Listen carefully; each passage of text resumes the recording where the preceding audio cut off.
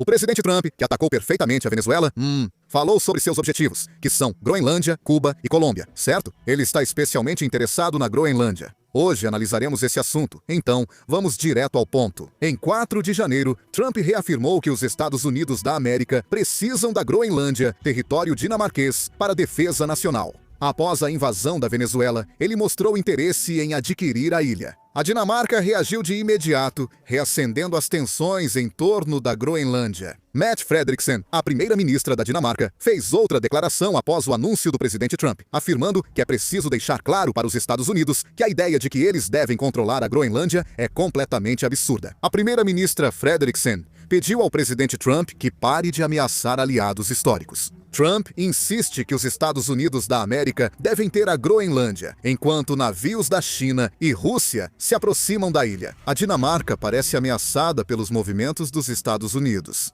Por isso, a Dinamarca citou os Estados Unidos da América como possível ameaça à segurança em seu relatório de inteligência para 2025. Eles explicaram também que os Estados Unidos estão priorizando cada vez mais seus próprios interesses e agora usam sua superioridade econômica e tecnológica como ferramenta de pressão, inclusive sobre aliados e parceiros. Em seguida, ao ser questionado por um repórter se poderia considerar uma ação militar contra a Colômbia, o presidente Trump respondeu que achava uma boa ideia e, mirando Gustavo Petro, afirmou que a Colômbia está doente, governada por alguém que gosta de produzir e vender cocaína aos Estados Unidos da América. Ele disse que isso não vai durar muito.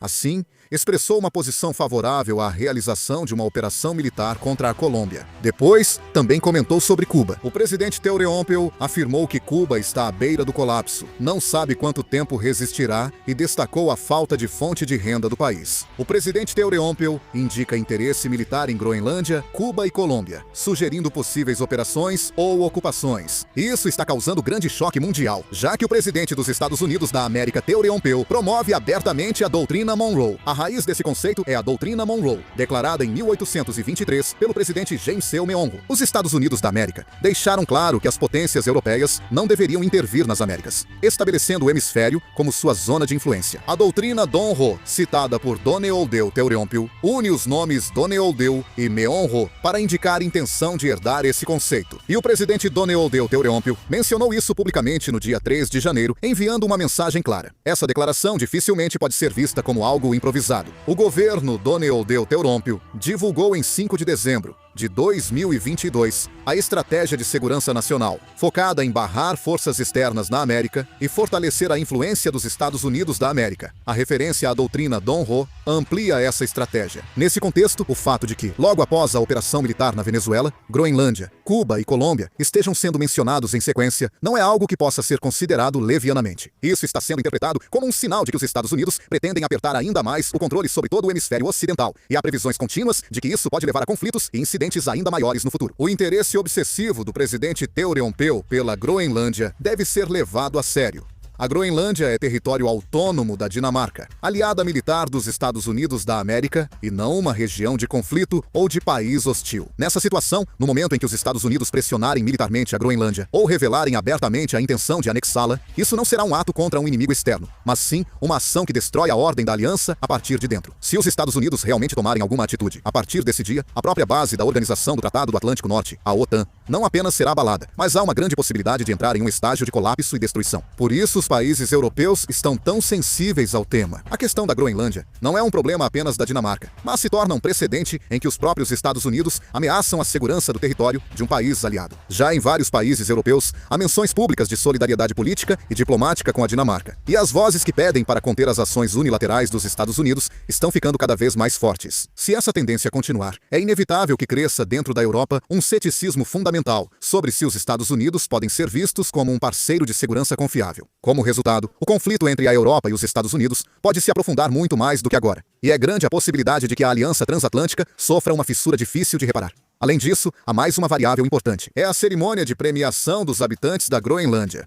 Eles não querem ser incorporados aos Estados Unidos e têm recebido mais poderes da Dinamarca, buscando independência no futuro. Nessa situação, o fato de os Estados Unidos mencionarem anexação ou dominação externa inevitavelmente provoca uma forte resistência em toda a sociedade da Groenlândia. A pressão dos Estados Unidos está, na verdade, estimulando ainda mais a opinião pública a favor da independência da Groenlândia, e as declarações do presidente Donald Trump estão sendo vistas localmente como uma afronta à soberania. No final das contas, a questão em torno da Groenlândia está indo além da competição estratégica entre grandes potências, tornando-se um conflito mais fundamental envolvendo a ordem das alianças e o princípio da autodeterminação dos povos. O trecho em que o presidente Donald Trump mencionou a China em relação à Groenlândia não é um sinal que possa ser simplesmente ignorado, certo? Se interpretarmos o motivo pelo qual os Estados Unidos estão agindo de forma incomumente rápida em relação à questão da Groenlândia, apenas pelo fator Rússia, estaremos perdendo o ponto principal. Existe um eixo decisivo a mais, que é a China. A China, há tempos, inclui o Ártico em sua estratégia e se define oficialmente como país próximo ao Ártico. Há uma intenção clara por trás de um país que não tem território, nem litoral, no Ártico, usar esse tipo de expressão. Isso se aproxima de uma declaração de que o Ártico não deve ser um espaço administrado por poucos países, mas sim um palco de competição internacional. A China vê o Ártico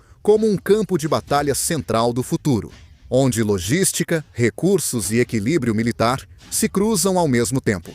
Essa estratégia está exatamente alinhada com a iniciativa Um Cinturão, uma rota. A China entende que a rota marítima pelo Mar do Sul da China e Oceano Índico até a Europa pode ser controlada pelos Estados Unidos da América e seus aliados a qualquer momento. Por isso, a alternativa em que a China está de olho é a Rota do Ártico. Com o derretimento do gelo devido às mudanças climáticas, a distância de viagem entre a Ásia e a Europa está diminuindo consideravelmente, e estão se abrindo rotas que evitam pontos críticos como o Canal de Suez ou o Estreito de Malaca. Do ponto de vista da China, a Rota do Ártico tem um significado que vai além de ser apenas uma nova rota.